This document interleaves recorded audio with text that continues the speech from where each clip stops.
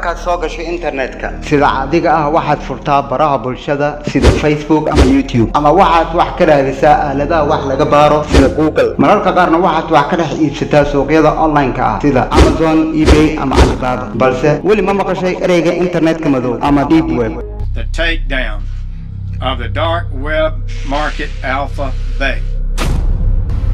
caalam ku dhex qarsan internetkan aynu maalin walba aan adeegsano oo ah gabaad dhammaan dambiilayaasha argagixisada iyo sirdoonka caalamka meel aad ka heli kartid hub lacago iyo akoomo bangi oo la soo jabsaday